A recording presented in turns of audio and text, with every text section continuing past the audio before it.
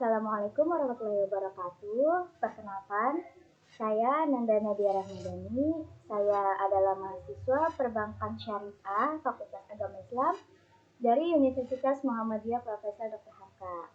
Nah, video ini saya buat untuk memenuhi tugas mata kuliah Manajemen Keuangan yang diampu oleh Bapak Agung Haryanto. Nah, topik kali ini yang akan saya bahas yaitu manajemen kas dan piutang, mulai dari pengertian, komponen, hingga bagaimana sih cara mengelolanya. Langsung aja yuk kita mulai pembahasannya. Awal aku udah kasih tahu nih, jadi kita akan membahas manajemen kas dan piutang. Aku sebenarnya kayak, mengapa sih topik ini tuh penting gitu. Terus kenapa penting itu karena kas adalah darah bagi kelangsungan usaha dan piutang adalah konsekuensi dari strategi penjualan yang bertujuan untuk meningkatkan pendapatan. Nah, inti dari pengelolaan kas itu untuk menjaga likuiditas tanpa mengorbankan profitabilitas. Nah, di sisi lain, piutang itu juga harus dikelola dengan bijak agar tidak berubah menjadi beban yang merugikan perusahaan. Oleh karena itu, mari kita bahas nih secara sistematis nih, mulai dari konsep aliran kas, teknik manajemen, hingga bagaimana sih merencanakannya. Nah, yang pertama ini kita harus memahami dulu nih adanya aliran kas dan tujuan dari manajemen kas itu sendiri. Nah, pertama, kita tuh harus memahami dulu nih, apa sih itu aliran kas atau cash flow. Nah, dalam perencanaan keuangan, kita selalu nih memperhatikan dua hal, yaitu arus kas masuk dan arus kas keluar, benar kan? Nah, tujuan utama dari manajemen kas yang efektif itu apa sih? Yaitu untuk meminimalkan jumlah kas yang menganggur. Namun, di sisi lain, kita tetap harus nih memiliki persediaan kas untuk beberapa alasan penting. Yang pertama, untuk mengambil potongan dagang dari pemasok. Yang kedua, untuk mempertahankan peringkat kredit perusahaan. Dan yang ketiga itu untuk kebutuhan yang tak terduga atau darurat. Nah, terus juga ada 4 dasar nih pemikiran mengapa sih perusahaan juga harus menahan kas. Nah, yang pertama itu adanya transaction balance. Ya, mana transaksi balance itu saldo untuk operasi sehari-hari seperti membayar gaji dan membeli bahan baku. Nah, yang kedua itu ada compensating balance, yaitu saldo yang harus dipertahankan di bank sebagai kompensasi atas jasa atau pinjaman yang diberikan. Nah, yang ketiga juga ada precautionary balance, yaitu cadangan untuk berjaga-jaga terhadap fluktuasi arus kas yang tidak terduga. Nah, kayak gitu. Nah, yang keempat dan yang tadi itu yang keempat itu speculative balance, yaitu di mana saldo yang disimpan untuk memanfaatkan peluang bisnis, kayak misalkan membeli aset itu dengan harga yang murah.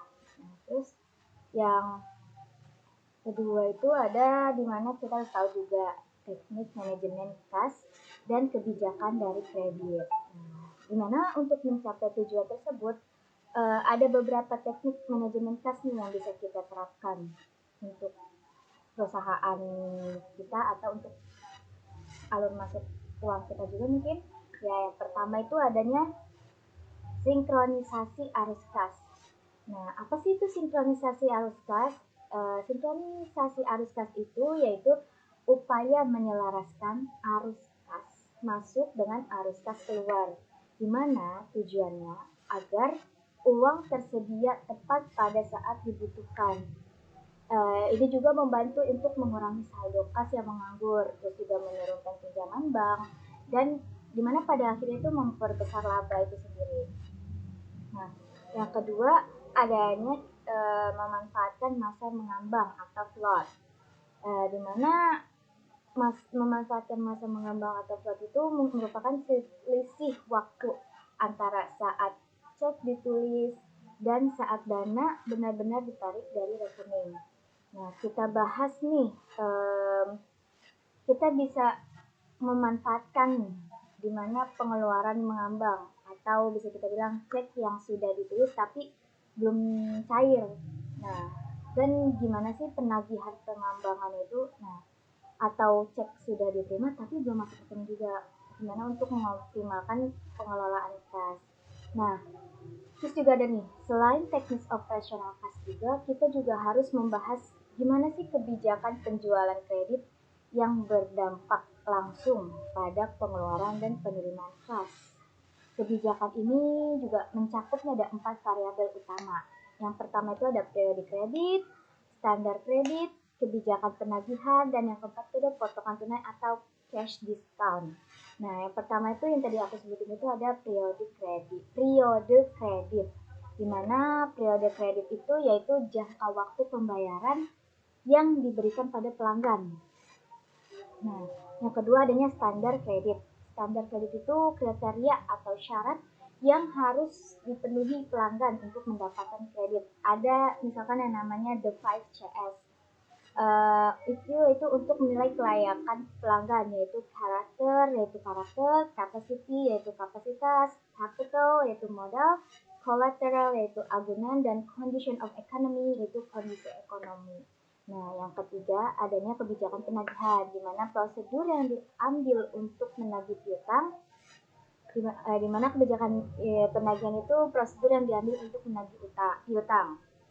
Nah, dimana ini tuh harus dilakukan secara seimbang. Kenapa? Karena jika terlalu ketat bisa membuat pelanggan lari, namun jika terlalu longgar akan meningkatkan risiko piutang tak tertagih. Nah, yang keempat atau yang terakhir itu ada potongan tunai atau cash discount. Dimana insentif bagi pelanggan yang membayar lebih cepat atau membayar kredit di awal gitu. Nah, manfaatnya apa sih? Nah, itu manfaatnya itu adalah memperpendek waktu penagihan dan menarik pelanggan baru. Namun kita perlu menghitung dulu nih biaya dan manfaatnya secara optimal. Nah, adapun juga perencanaan dengan cash budget. Dan dimana sekarang kita bisa merencanakan semua ini, yaitu alat utamanya adalah cash budget atau anggaran kas. Nah, cash budget ini adalah proyeksi arus kas masuk dan keluar selama periode tertentu. Biasanya itu 6 bulan ke depan. Ini merupakan alat perencanaan utama yang membantu kita untuk meramalkan nih, kapan sih terjadinya surplus atau defisit kas. Nah, penyusunan cash budget juga dilakukan melalui beberapa langkah. Itu ada 3 langkah. Yang pertama itu ada menyusun pola penerimaan kas, menyusun pola pengeluaran kas, dan estimasi kebutuhan dana. Nah, yang pertama itu menyusun penerimaan kas. Nah, menyusun pola penerimaan kas ini termasuk proyeksi dari penjualan tunai dan pengumpulan piutang, yang dimana kita harus nih membuat jadwal kapan piutang dari pelanggan akan masuk. Contohnya nih, jika penjual kredit 20% dari total penjualan dan pelanggan membayar 50% di bulan kedua dan 50% lagi di bulan ketiga, maka kita bisa memperkirakannya nih arus kas masuknya. Nah, seperti itu. Yang kedua yaitu menyusun pola pengeluaran kas, di mana menyusun pola pengeluaran kas ini tuh mencakup semua pembayaran yang direncanakan seperti pembelian bahan baku, pembayaran gaji, pajak, bunga, dan pembelian aset tetap. Nah, terus juga yang ketiga adanya estimasi kebutuhan dana. Nah, jadi jika dari perhitungan di atas terjadi defisit, yang tadi saya sebutkan kayak menyusun pola penerimaan kas, menyusun pola pengeluaran kas. Nah, jika dua tersebut di atas terjadi defisit, kita tuh harus merencanakan pinjaman. Tapi sebaliknya juga, jika terjadi surplus, kita bisa merencanakan pembayaran pinjaman atau investasi. Nah, di sini aku juga mau ngasih studi kasus sederhana juga nih. Jadi untuk memberikan gambaran, aku mau kasih contoh sederhana itu ada misalnya ada PT ABC, di mana mereka nih memiliki data penjualan dan pembelian selama beberapa bulan, di mana 20% dari penjualan adalah kredit dengan pembayaran 50% di bulan kedua dan 50% lagi di bulan ketiga. Nah, dalam cash budget kita harus memisahkan transaksi usaha dan transaksi keuangannya terlebih dahulu. Di mana jika di bulan Februari terjadi defisit kas, perusahaan akan menutupinya dengan pinjaman bank. Dan jika di bulan Maret terjadi surplus, kelebihan dana tersebut digunakan untuk membayar angsuran dan bunga pinjaman. Nah, perhatikan juga nih adanya safety cash balance. Tahu bisa kita singkat jadi SCB atau saldo kas minimal, di mana batas bawah kas yang harus selalu dijaga. Jika saldo turun di bawah SCB atau safety cash balance, maka perusahaan harus meminjam untuk menutupi kekurangan tersebut. Nah, selanjutnya itu ada manajemen piutang dan penutup. Di mana terakhir ini kita fokus pada manajemen piutang, yaitu di mana piutang itu timbul akibat adanya kebijakan penjualan kredit, ya kan? Di mana besarnya piutang itu dipengaruhi oleh beberapa faktor seperti volume penjualan kredit, persyaratan penjualan, entah itu ketat atau lunak, terus juga ada kebijakan pengumpulan piutang dan kebiasaan membayar pelanggan. Nah, jadi tuh kesimpulannya dari manajemen kas dan piutang adalah di mana dua sisi mata uang yang sama, di mana kas harus dikelola secara efisien agar tidak menganggur, sementara piutang harus dikelola secara efektif untuk meningkatkan penjualan tanpa meningkatkan risiko kerugian yang tidak terkendali, di mana perencanaan yang matang melalui cash budget dan analisis kebijakan kredit yang tepat, perusahaan dapat memaksimalkan lebih untuk profitabilitas dan menjaga kesehatan finansialnya.